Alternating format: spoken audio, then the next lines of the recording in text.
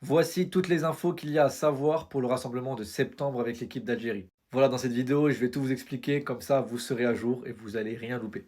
Bien sûr, n'hésitez pas à vous abonner, on va suivre ces matchs tous ensemble. Alors déjà, voici les dates des deux matchs de l'équipe d'Algérie, le 4 septembre contre le Botswana et le 8 septembre contre la Guinée.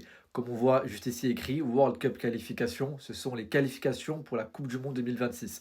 C'est pas des matchs amicaux, c'est des matchs qui comptent vraiment beaucoup puisque c'est pour la qualif en Coupe du Monde. Le match le 4 septembre sera contre le Botswana à domicile à Tizi Ouzou et contre la Guinée à l'extérieur, ce sera au Maroc à Casablanca. Alors pourquoi c'est à Casablanca? Tout simplement parce que l'Algérie a déjà reçu la Guinée à l'aller et donc au retour c'est à la Guinée de recevoir, mais ils n'ont pas de stade homologué, donc c'est à la Guinée de choisir où ils vont recevoir l'Algérie et donc la Guinée a choisi de recevoir l'Algérie au Maroc. Avant les deux matchs-là, voici le classement du groupe de l'Algérie pour les qualifications du Mondial 2026.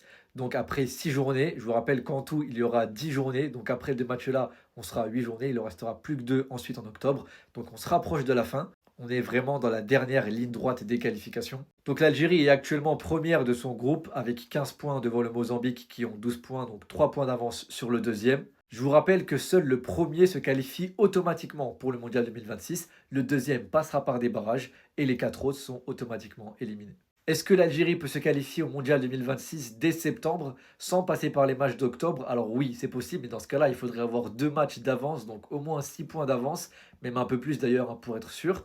Mais bon, du coup, il faudrait que l'Algérie remporte ces deux matchs et que le Mozambique perde beaucoup de points. C'est possible, mais bon, voilà. Donc oui, c'est possible, mais il ne faut pas compter que sur les victoires de l'Algérie, il faudrait aussi d'autres résultats à côté.